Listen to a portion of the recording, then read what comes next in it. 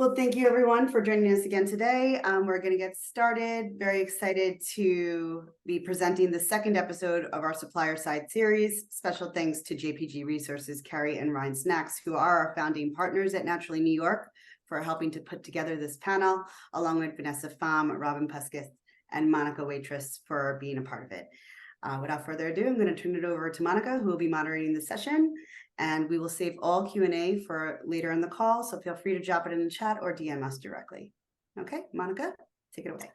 All right, thank you so much for the introduction and also for the opportunity to moderate this conversation. I think it's going to be really insightful. Super excited. So it's we're talking about today is innovation by collaboration, and we're diving into some of the behind the scenes partnerships of product development that you don't usually hear about.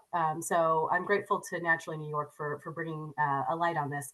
So first of all, I'd like to start off with a round of introductions so we can get to know each of our panelists. Evan, could you start and tell us who you are, what Kerry is for those who don't know, and what you do there? Sure. Good morning, everybody. My name is Evan Hyman. I'm a VP at Kerry. We are a very large global taste and nutrition company. So I head up our team that works with emerging companies primarily. And what my role is primarily myself and my team, we work with companies to really help accelerate their growth by really driving innovation with the technologies and ingredients that we sell.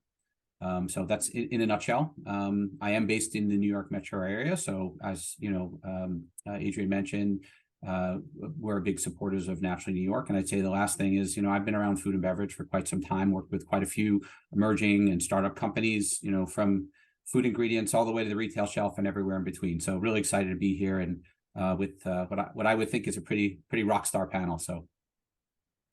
Awesome. Thanks, Evan. Robin, could you answer that same question? Who are you? What is JPG Resources and what do you do there? Sure, yeah. I'm Robin Puskas. I work in product development and innovation. I've been with the JPG team since January and working in CPG product development for the last 15 years or so. JPG is a service provider for emerging brands and also larger brands as well. We have about 75, 80 consultants working in several verticals. We have a marketing and strategy. We have product development, which is my area of focus, and also operations and supply chain. And I head up the Brooklyn team. We have a studio in Dumbo.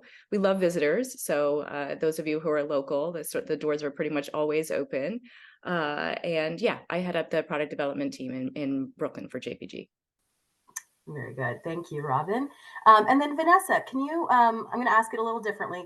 Can you tell me about who you are, what Omsom is, how the business came to be, and what you bring to the marketplace?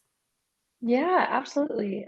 Thank you so much for having me. I'm Vanessa Pham. I'm the CEO and co-founder of Omsom. Omsom is a proud and loud Asian food brand that exists to reclaim Asian flavors that have been diluted for far too long in the grocery store. We launched in May of 2020 with a line of cooking sauces, went national with Whole Foods and then Target in late 2022. And then more recently in May of this year, we launched our line of saucy noodles, which you may have seen, which takes what we're known for, which is proud and loud flavors, but brings them in a more convenient and accessible format, ready in 4 minutes. We are a small team. We're based in New York. My sister and I are co-founders. We're the daughters of Vietnamese refugees. And cultural integrity is really core to what we do. And we've had the great privilege of working with Robin throughout our history as a company for the last just over 4 years. So really excited to share more about kind of that process and our journey. Awesome. Thank you, Vanessa. And last but not least, Matt, tell us about yourself and Rind Snacks. Great. Well, good morning, everybody. Thanks for taking time out of your busy Tuesday to join in on this panel. I'm really looking forward to it. I'm grateful for the opportunity to share Rind's story, as well as a sort of sneak peek behind the product development process that we iterate around with key service providers like the Kerrys and JPGs of the world. Rind, for those of you that don't know, is a sustainable snack brand focused on whole food nutrition. And we started with a focus on whole fruit and upcycled fruit. To us, the most nutritious layer of the fruit is the one part most commonly discarded. That would be the peel. There's more fiber, more phytonutrients, more vitamins and mineral content available uniquely in the rind of fruit. And at the same time, we have a big unnecessary waste problem associated with the humble peel. So Rind was started in 2017, as many businesses are, as a side hustle. I have an investing background prior to starting in CPG, fell in love with this industry, have some deep roots and connections to the health and wellness space in my family, particularly my great-grandmother, who I pay homage to and as the inspiration for the mind behind Rind. She had a health food store about 100 years ago in Flint, Michigan, and she used to preach the power of roots, rinds, seeds, and stems. And excited to share a little bit of our innovation journey with all of you on this chat today. Great. Well, thank you all. So I'd like to spend a lot of this conversation digging into the details of these two partnerships, because I think it will be really compelling to our audience to understand how the partnerships were formed, what kinds of services were provided, how those, ideation through commercialization process looks like. And then also, at the end of the conversation, I want to get into how these partnerships work for, what can you do on either side? How can both parties be successful and get the most out of this partnership to bring the most value to the marketplace? So I'd like to start by talking to Vanessa and Robin about how your partnership came to be. And first, I want to ask you, Vanessa, how did you know that you needed help as you were developing your product? And how did you find out about Robin and find out that this was an option for you as an entrepreneur? Yeah, so well, context is that I started Omsom when I was 24. I had only had 2 years under my belt. I was a management consultant at Bain. And so my sister and I, when we decided to set out on this journey, actually the first two things we knew we needed were product development help, and specifically around like commercialization and food safety. And then secondly, also brand and design help. So those were the two places that we went. In terms of finding a partner, I just tapped every resource that I had and ended up getting on the phone with probably upwards of 10 different potential partners. And I think I actually spoke to JPG really early as well during that time. And so that's when I started to get a lay of the land of like, oh, you can work with, really large groups that have big teams. You can work with individuals. You can work with the whole range. And Kim and I also just had a very limited budget. We were bootstrapping at the time. And I think that played, a part in our understanding of what was possible for us. But meeting Robin was a big unlock for us. She was really the first person that believed in Omsom when it was just an idea. And back then it was actually even called Oxtail. And we really just had a concept. And what I felt from Robin was that she deeply understood our vision, and had like aligned values around what was critical for our product. Like she understood why we cared deeply about cultural integrity. She saw the movement that we saw that was coming in the next couple of years around Asian American flavors and stories. And so I think just through those conversations, I felt like this was the best early partner for us, because not only was she incredibly experienced and talented, she also vision our ethos. And Robin, from your perspective, what drew you to Vanessa and Kim and the Omsom team, or the Oxtail team, I guess, at the time? Yes, Oxtail at the time. That's always like a fun thing to have in my back pocket, and the sort of I knew you when credentials. Yeah. So, as a person who's worked in the consumer packaged goods industry for, at that point, it had already been over a decade. I think I remember that I was pretty sassy around this, actually, saying that I'm at a point in my career where I really get to select the products and the projects that I want to take on. And when I first connected with Vanessa and Kim, it was an easy choice for me that this was a yes. And, I knew that their budget was limited. And so I had a model at that time where I was able to do, a lower touch, lower cost fee structure for very early startups that, as Vanessa pointed to, mission aligned.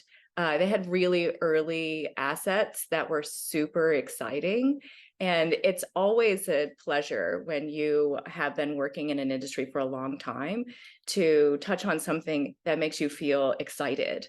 Like this is something that is both old and new at the same time, like deeply rooted in sort of like the foodways that we're all connected to as the sort of cultural touchstone, but also connecting to a forward-looking thing that, as Vanessa was mentioning, could sort of see over the top of the hill. Like this is going to really, it's going to blow up. I really felt very strongly that that was the case. So when it's at all possible in our work lives, something that resonates but also seems fun is double win. Definitely. So what does it look like? I mean, the kind of the unsexy details, the ins and outs. How long does it take as you're developing these recipes and iterating? And what does that look like? What does that process look like? Or what did it look like in the case of Omsom?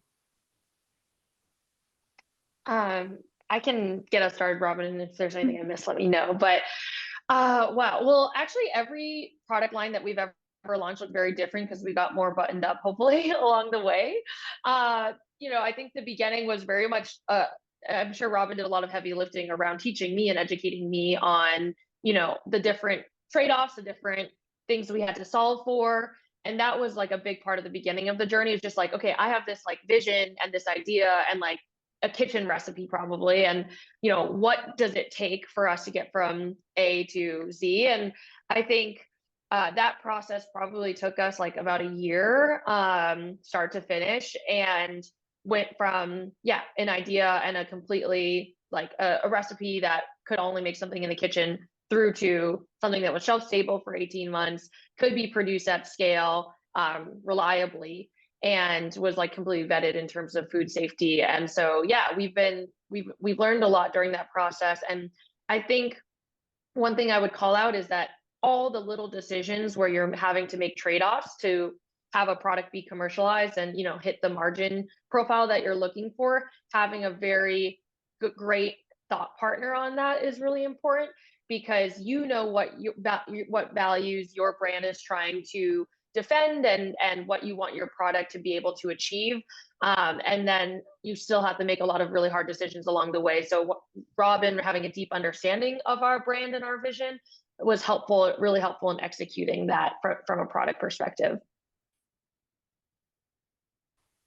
Robin, do you have anything to add? I do actually. That timing is accurate, and I remember that when we first connected, there was a desire for a much faster timeline. So we did a little bit of expectation setting around those pieces, set up good milestones and that type of thing. But Monica, you were asking about how do you know as a service provider that a partnership is going to be good? And that was another aspect from a much more practical perspective, is that the Omsom team, which at that time was Vanessa and Kim pretty much exclusively, they were open to direction. And, we had to pivot many times before we got to what looked like a pretty simple, straightforward execution on a good idea. And their ability to pivot and to, receive less than desirable news and then decide what to do with it was a way that we were able to work together kind of in lockstep to make it come true. But the original hope was definitely much, much shorter than a year. And it took the whole year to make it come true. So I know a big part of your brand, Vanessa, is your collaboration model with tastemakers and chefs. And I'd love to hear how you are still able to work with these chefs in recipe development, but then also work with Robin to bring it to market. Yeah, that's a great question and a perfect example of working with a partner who deeply understands your values. Because the reason we work with tastemakers is because, you know, I'm Vietnamese American. I can't purport to be the expert on Japanese food and Filipino food and Korean food. And so because cultural integrity is our North Star, we work with tastemakers who are of that background and who have built their chef careers in that respective cuisine. And of course, that introduces complexity, but it's something that Robin was not only really on board with, but was excited by, and also could help us strategically manage those relationships around how to communicate some of those, you know, harder decisions we had to make, or strategically kind of steering the conversation around, like, educating them on kind of food science and any constraints we might have on the safety and commercialization front. So yeah, we have been working with chefs on every single one of our products from day one. They are very much like our culinary experts and also our cultural experts. So they look at everything from our marketing, our sourcing, and of course, most importantly, they are tasting all the iterations of kind of like benchtop samples that we're working on with Robin.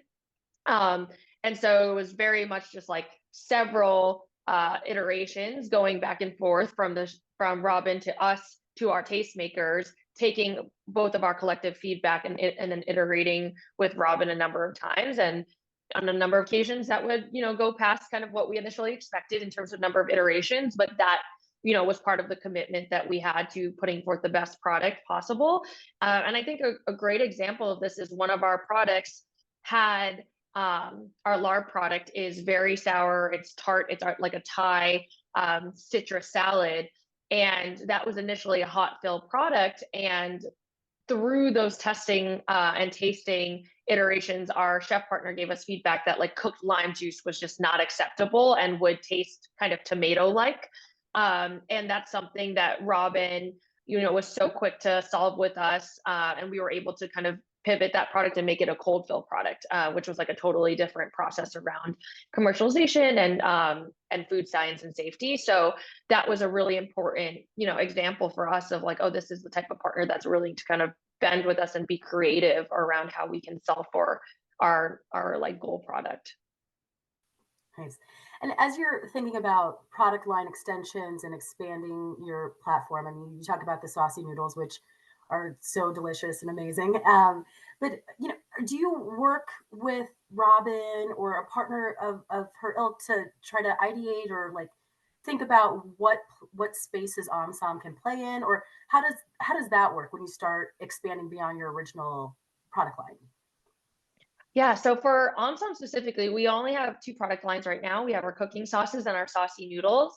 And the kind of initial upfront business case that we built for saucy noodles was something that we really did in-house.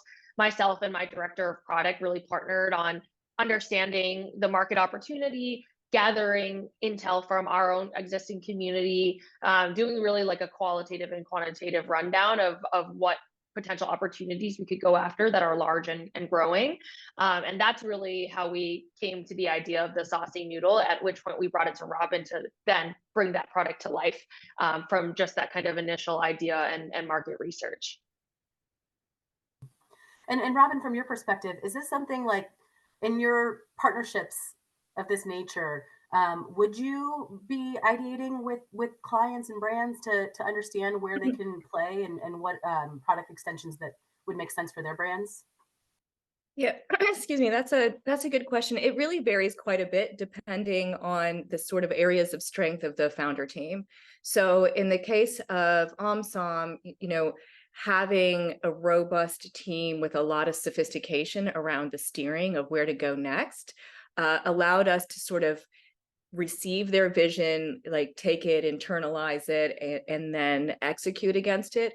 We also often have partners that are looking for support there. So that's something that we do on our team. And then the JPG team as a larger entity, we have a very robust strategy team as well.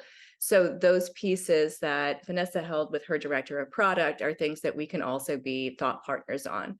But in the case of our, my partnership with Vanessa and Kim, which, none of us operate in a vacuum. I feel certainly compelled to call out Tiffany Lee, who's been the lead developer on a lot of the, on the saucy noodles in particular. We work in concert with our whole team. So it's never in a vacuum, but, and Tiffany works with me at JPG in the Brooklyn studio. And she's been with me for years and through a bunch of different ways that this partnership has looked.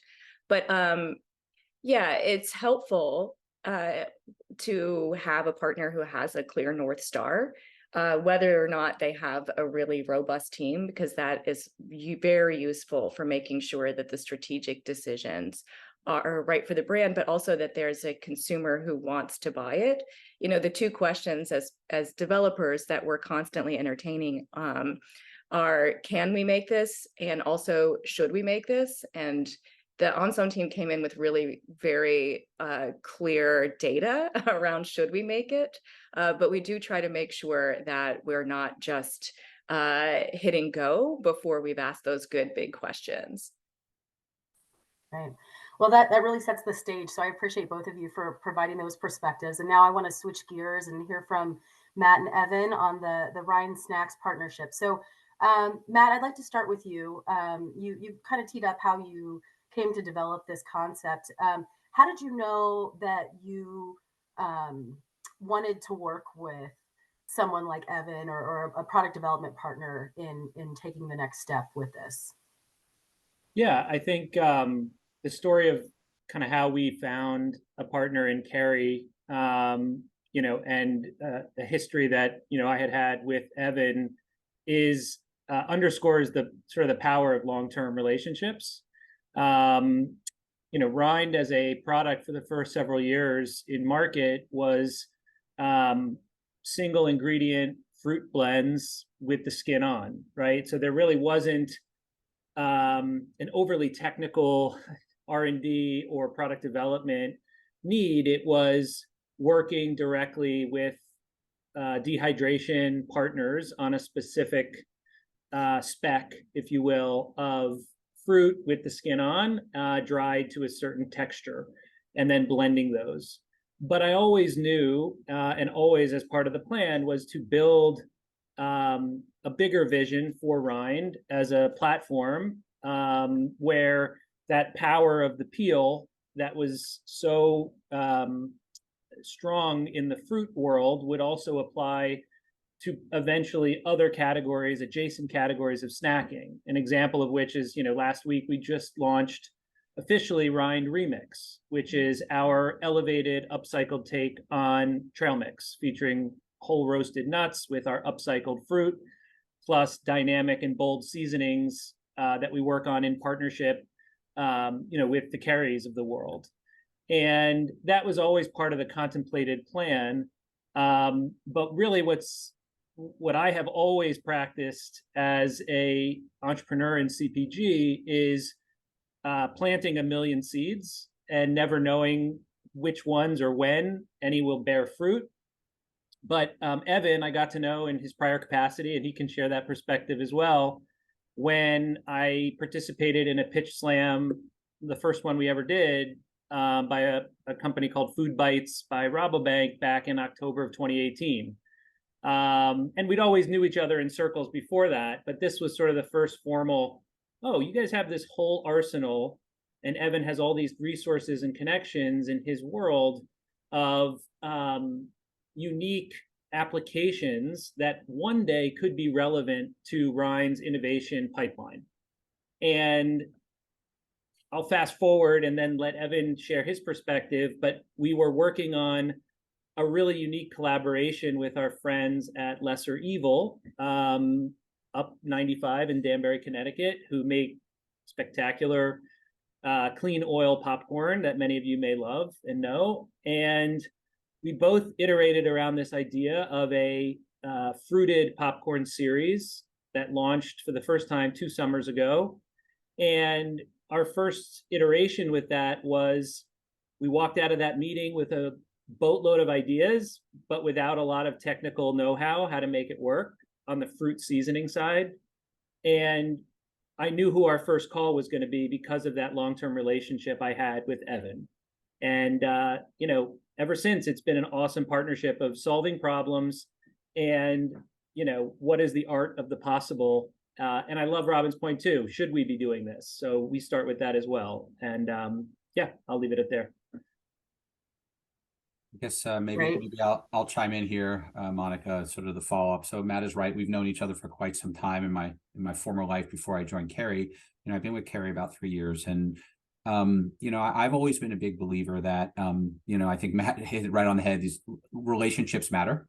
Even in this sort of small ecosystem of CPG that we all live in, relationships really do matter, because you never know when something will happen. And literally that conversation came, Matt, we saw each other at all the trade shows, et cetera. But, we kept in touch, but we never did anything together.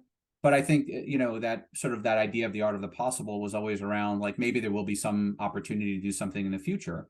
And look, one of the things that Kerry does and we do very well is we're very strong in the snack seasoning space, and I think unlike JPG and sort of, we are not a consultant.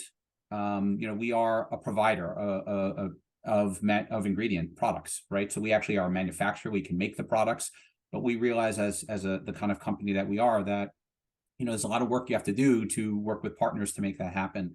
So, when I did get that call from Matt, we talked about what we could actually do.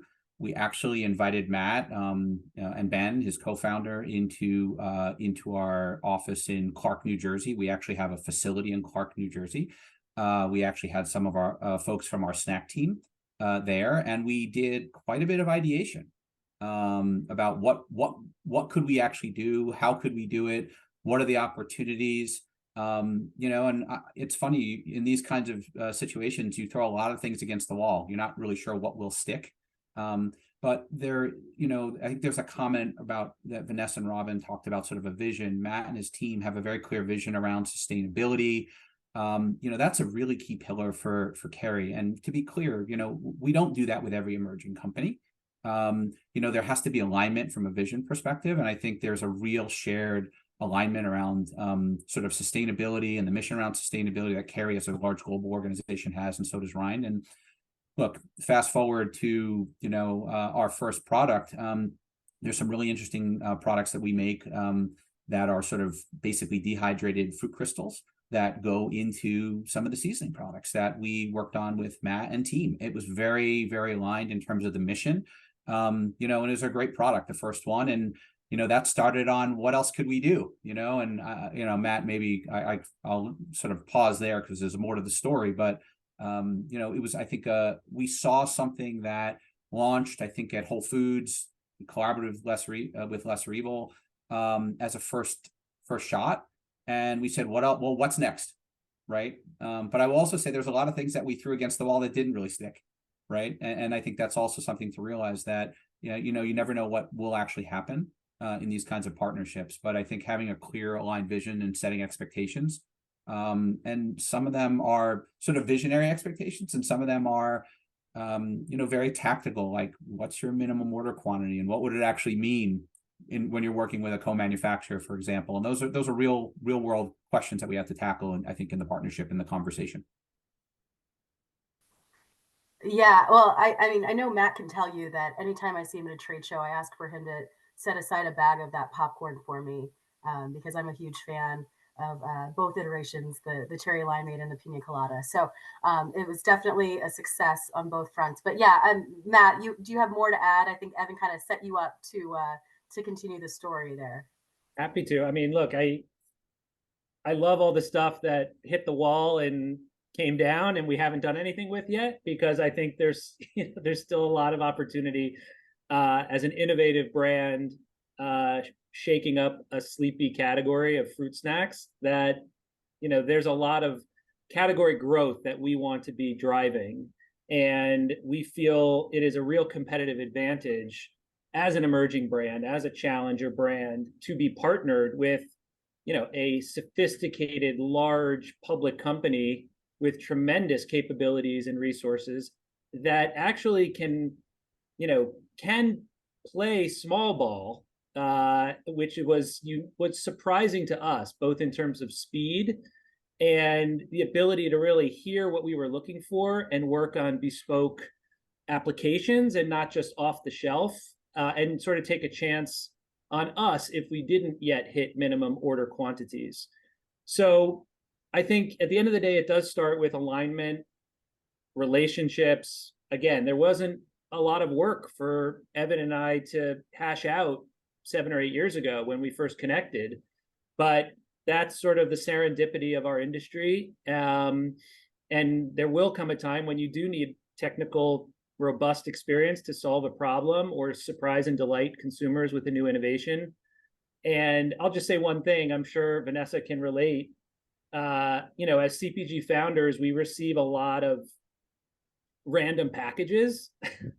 And I love, as much as I love all of the finished, polished, fellow founder brand products that we all know and support, I look forward to the most the mystery boxes of seasonings and samples and tubes and tubs of unmarked vessels of one sort or another, because that's really kind of the magic. And there's a lot of that collaboratively that we get from Evan and his team.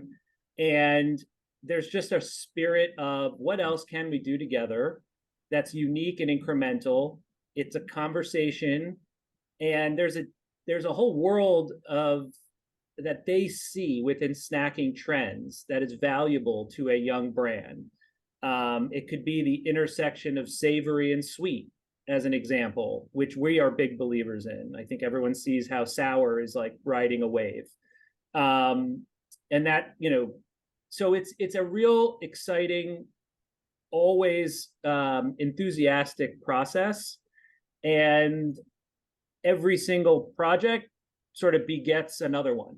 So it's a long journey, and it starts with deep relationships and a real sense of what is possible here.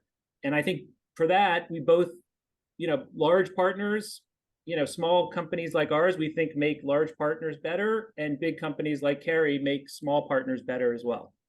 Maybe I can add, maybe if I can add one thing, after we did some work on the cherry lime with Matt and team, when we looked at the second iteration, it was, yes, the art of the possible, but it was also what makes sense, what is going to practically work for everybody and have that actual alignment along the way.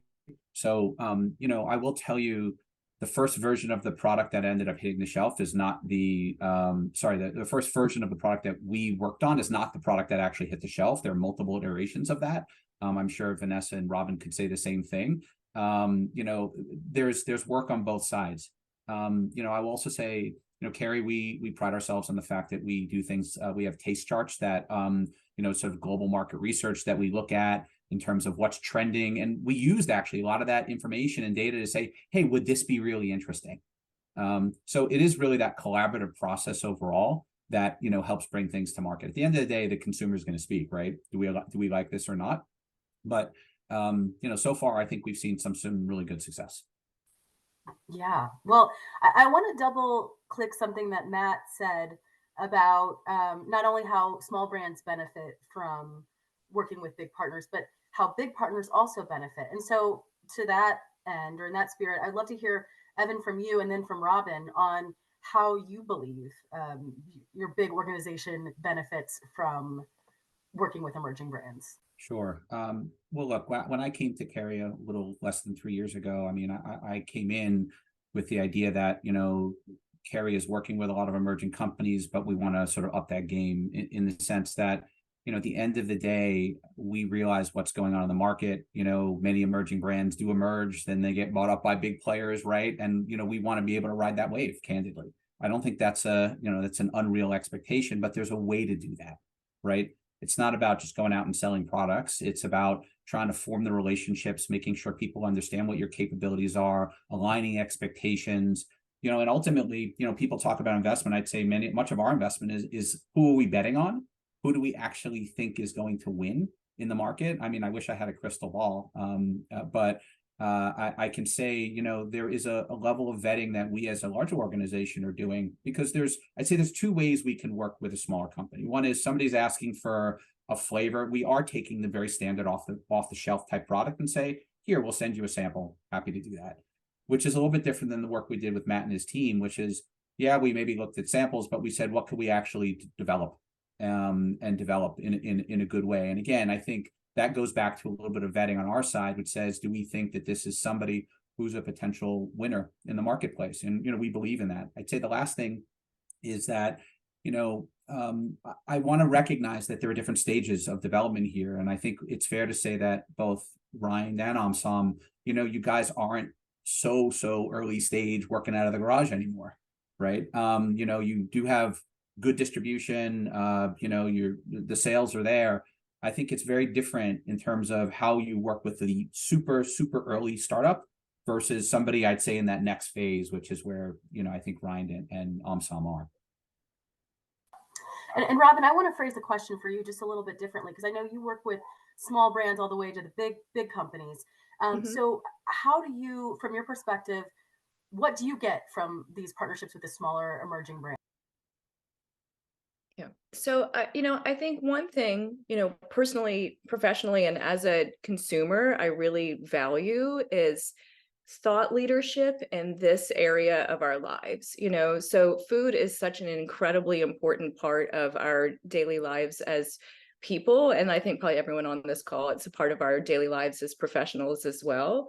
But my sense is that the most powerful thought leadership is often coming from places where businesses are starting very small. So that's incredibly invaluable to be able to connect with that sort of energetic perspective and be able to engage in a way that is meaningful over time, grow those ideas, and really be a facilitator for allowing those things to come true and manifest in the real world from the idea phase. So there's almost nothing more exciting than seeing that happen. I have a collection of photographs of founders holding up the #1, like off the line plant trial items. Everybody looks ecstatic in this moment, like it happened. Not everybody gets to that moment, but a lot of folks do. And that's really a huge driver for, on a grand scale of what are we doing in our food system, and then on a small scale of like, what am I doing personally and professionally? I think that Evan brings up a really good point on the way that we engage companies is very different depending on where they are in their journey. A lot of the very early stage, when it's, an idea and a handful of people, that there's a sort of a level of advisement that often happens that's very useful and helpful for them. And also sometimes being asked a good question allows you to look with a new perspective at the things that you know and help you to understand the things that you don't know. So all of that is extremely valuable. Yeah. And then there's no discounting the value of also being a person who has work who's fun. Like that's fun. So being able to show up for work and have that sense of discovery is also, that happens at every level and at every scale, but keeping eyes on that is extremely like a wonderful environment in which to work. Love that. So I want to hear from Vanessa and Matt now. To be an entrepreneur and to launch a CPG brand, this is a deeply personal thing for you. This is an extension of you. This is your baby. What do you look for in terms of a partnership like this that will help you feel safe and that you're in good hands? And also from a practical level, what would your brands look like without these partnerships? And what kinds of challenges do you believe you would face if you didn't have this help? I'm happy to take a stab at this. So, I think I started to talk a little bit about finding a partner that really understands what's most important and critical to your product in terms of what makes it special and how it's incremental to what's available in the market. And I mentioned for us, cultural integrity is exactly that. And what that really comes down to is like the representation of flavor. Like our whole claim is that we're proud and loud, that we center honoring the communities and cuisines that we represent. And so when we're making making certain compromises to be like shelf stable, for example, how do we balance that with actually saying, hey, I want my grandma to taste this and be like, hey, that tastes like, get that sign off of approval. That's the bar that we have. And so one thing that we actually did in the very early days is, even with our tiny bootstrap budget, we had two different potential partners, Robin being one of them, produce samples for us as kind of the first pass at what this could look like in a commercialized shelf stable format. And this is because Kim and I really did not know how, like, we had great conversations, we learned a lot, but at some point it's just like, well, how the heck is this going to taste? And so that's what we did. And I mean, it was night and day, honestly, what we got back. Specifically, we were doing our Vietnamese lemongrass barbecue, which is the one that's nearest and dearest to my heart, because it's literally based on, like what I ate growing up at family barbecues. And this other partner had used dried lemongrass, which is not a good substitute for, IQF frozen lemongrass that has this incredible flavor that is very fragrant and aromatic, and texturally is quite pleasant. Dried lemongrass is like dried reeds, like it's very tough. And that was a point of discussion for us, and very clearly showed that, like, this person didn't understand what our North Star was.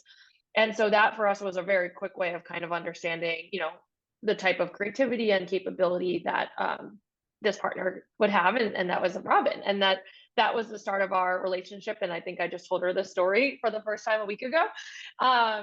But yeah, I would say that was the most important thing to us, like really just isolating what sets your brand apart, and trying to get insight into the partner's capability to deliver on that. And I mean, without Robin, we would not be where we are today. I'm not joking when she was like the first person really to work closely with us, and help us bring this idea to life. And, we still work with Robin today. So I very much view Robin as kind of core to our journey and our success to date. Awesome. From Rind's perspective on that same question, what we really look for, and what has come through in spades with Kerry, is one, sort of a shared enthusiasm and passion for a particular project,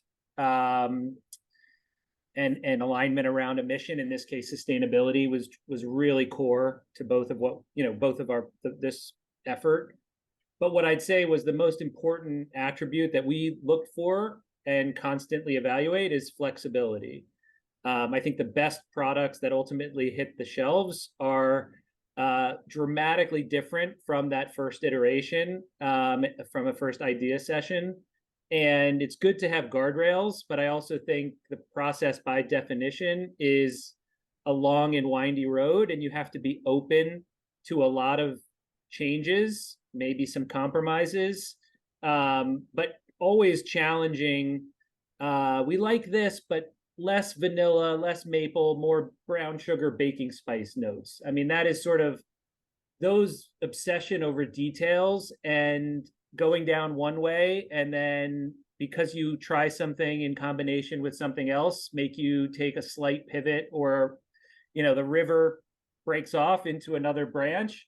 That's okay. And having a partner that is okay with that, a constantly evolving sort of scope and timeline and flexibility, because there's real buy-in to what we're doing, I think is an important quality. And we really saw that, where one example, Kerry does have this amazing fruit crystals program that had a logical fit with what we were doing around fruit powder seasonings, first with a popcorn collaboration. And then we loved it so much, it became the centerpiece of our remix seasoning, which is a pina colada, the first one. And, Costco was the first customer. So it was a really big bet, and we needed speed, flexibility. And it was great that we had iterated on that already with the limited time offer.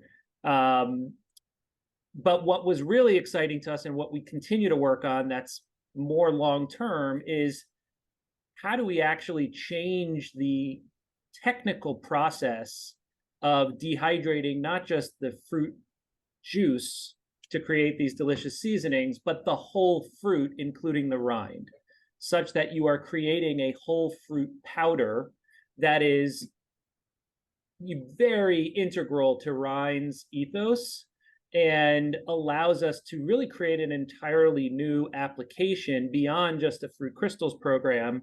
And we have worked on that. We are working on that. And that degree of long range thinking didn't start out that way.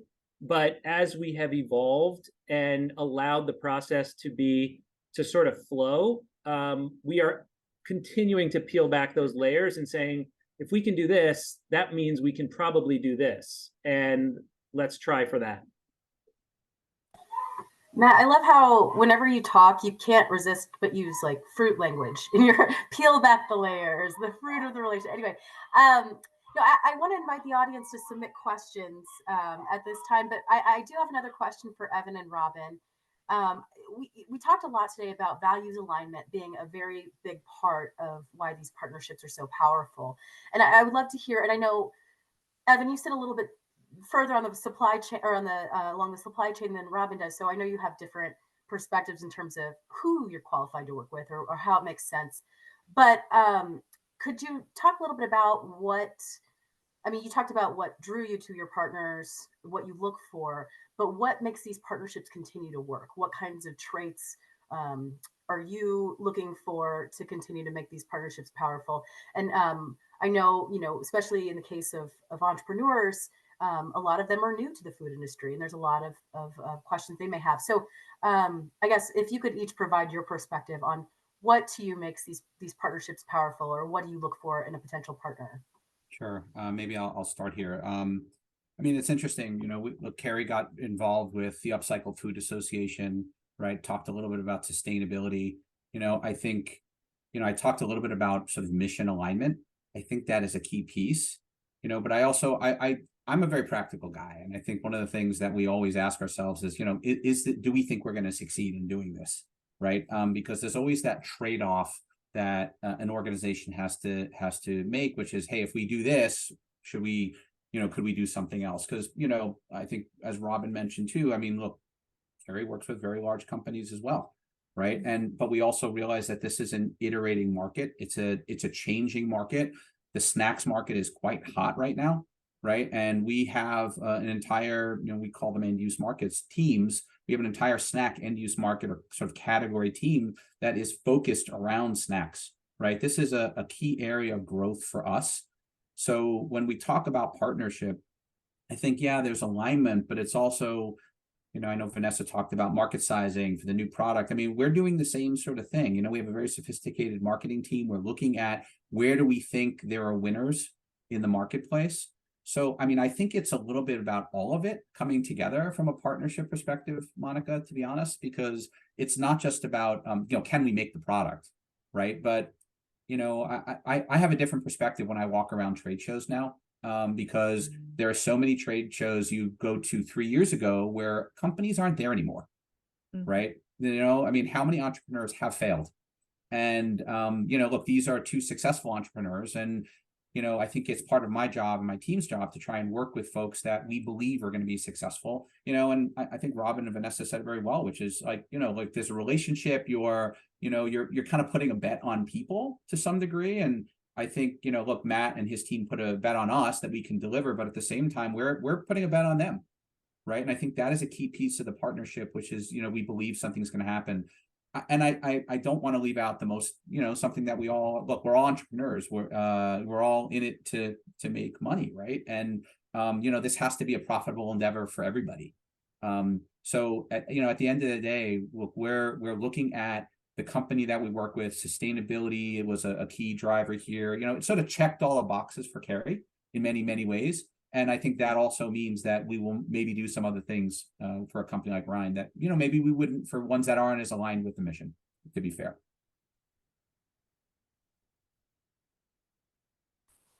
Robin, do you have thoughts from your perspective on what you look for in these partnerships and how a partner can continue to create a successful collaborative innovation? Yeah, I would echo Evan's thoughts around vetting to be sure that we have a partnership that we think it's possible to be successful and that we have reason to believe. So that's a very big part of it. Also understanding where to be flexible and where to hold fast, and having a shared idea around those pieces of the project, because inevitably what you end up with is not going to be a perfect fit for what you've imagined. And so, to have a partner, to try to have a partnership with someone who is utterly inflexible in every area is a recipe for failure. It's not possible to be, unforgiving in every area and still have something come true.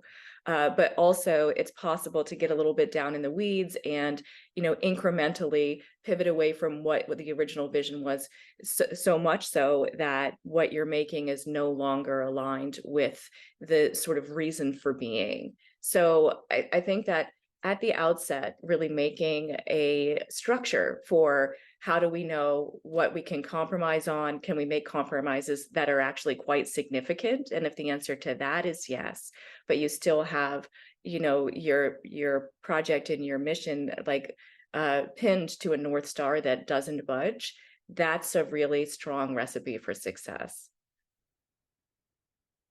Great. We do have a question from the audience. Can you talk more about the payment structures that make sense for your organizations? Robin, do you want to tackle that first? Sure. So it depends on sort of where you are in the sort of life cycle of your business. We are a project-based sort of entity, and so often if you engage us for a full project, you'll pay along the course of the project. You don't pay everything up front and hope it turns out. So it's typically in installments in that way. We do also offer a coaching model or an advisement model that I think is really helpful for a lot of people at an early stage. And for that model, it's a set price, you agree to it, and then you get the level of engagement that you have outlined with our team. And Evan? Yeah, sure. So, look, Kerry, as we are a manufacturer of products, right? So I'd say the payment model is pretty simple. We're gonna place a bet, we're gonna do some work, and the expectation is that you're gonna buy the product that we work on with you, right? And that product, obviously, that's ultimately the payment model. But we are not a consultant, and that's not how it works. Okay, and then a follow-up to that question: who owns the IP? That's a great question. I will speak to that. For all of our work, the client owns the IP. That's what you're buying. So there's never any question around that for us on shared IP. That's it. I will echo. There's a decision that's made up front about that conversation. That is a good question. Do we have any other questions from the audience? I guess while we wait to see if there are any others coming through, I'd love to hear from each of you just on sort of what your, parting thoughts are, what your advice is for as an entrepreneur entering partnerships, what to look for to make a good partnership last. I know we talked a lot about that. So I guess to wrap it all up with a bow, what are your final thoughts on that? Robin? Yeah, that's a good question. And, it's really a pleasure to be here with Vanessa talking about a partnership that's lasted. We have been working together. It was pre-COVID when we met. And so many, many, many things have happened since I first met Vanessa and Kim working out of a WeWork in Brooklyn. Many things have happened. But what makes a partnership last, I think, is having this sort of building blocks for success from the beginning, clear alignment on what the project is together, and then strong execution against it so that each thing is successful and the next thing behind it may come. Vanessa, from your perspective? Yeah, I would definitely, let's see. I think overall, do not underestimate the importance of really great project management here. There's a lot of communication, a lot of back and forth, a lot of details that can get lost. So I think that's something that we've really partnered on, is just making sure we have clear expectations around timeline, what happens when. So really, that's been, heavier lift, but really important to get right. And then learning together. Like, I really appreciate the continuity in our partnership. Like, everything we learned in bringing the sauces to life, we carried over to the noodles. And so, like, don't make sure you're recording all those learnings. We're lucky that this relationship continues to be so successful on both sides, that we continue to work together. But I think it's really important to make sure that you're building on your learnings and bringing that into your next product line. Great. And then Evan and Matt. Sure. I mean, I think very simply, and I feel like I said it a few times, but it's alignment around expectations. I think that is, for us, probably the most important. I've been in one too many situations where those expectations were not in the same place. So making sure everybody's very, very clear about what we can do and what we can't do. Right. And I think Robin talked a little about sort of holding the line a little bit in certain ways, right?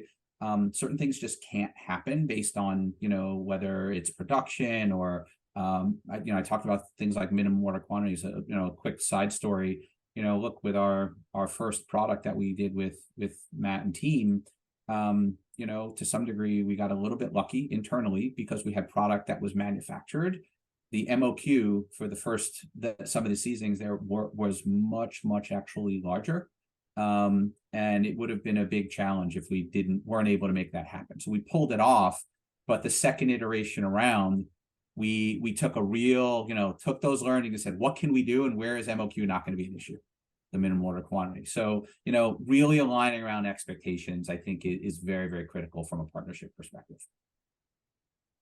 Yeah, I'll just say parting shot from me. What I love about this is,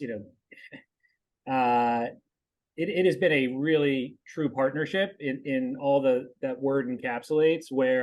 And a quick shout out to John Kaufman, who also works specifically on the snacks technical team.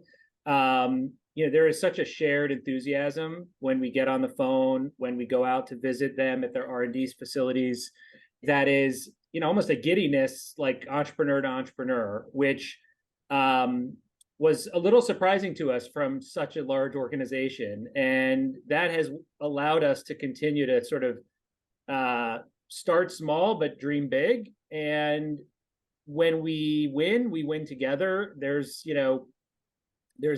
emails that go flying about coverage about this pina colada popcorn or remix. And, there's a lot of excitement on the Kerry side for that they share with us, and a lot of excitement we share within our ecosystem with them, and really sets a tone for, let's figure out how to lean in to projects that are really clicking, that make sense, and then, trying to do them even bigger and better for the long haul. Great, cool. Well, thank you so much. And we actually have a couple more audience questions I want to hit before we sign off today. So one of them is, any advice on partnerships before you even launch, in the pre-launch phase? Anybody have thoughts on that? I mean, maybe I could just chime in. I mean, I think you have to define the word partnership, particularly pre-launch. I mean, I can say, and I've done a lot of mentoring. I mean, look, I met Vanessa at a sort of a mentoring session when it was Oxtail. So, that was free.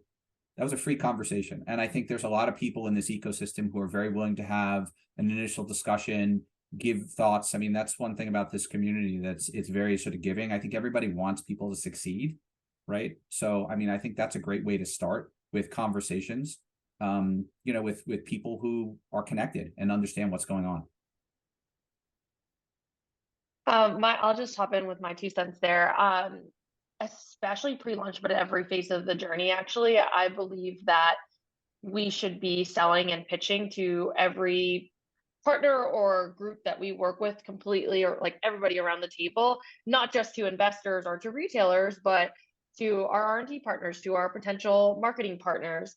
I really invest in that upfront to make sure they're not only like connected to, what success looks like in the short term, but really have an understanding of the massive upside potential of working with us in the long term, that they really understand the vision and the values that underpin what we're building, and that we're hopefully like communicating with them not only in terms of like numbers and opportunity, but also in terms of like the heart and the vision and the mission, to get them bought in on a deeper level. So yeah, I just really recommend taking that approach to any partner that you work with, and not just kind of the traditional kind of like gatekeepers that we tend to pitch to.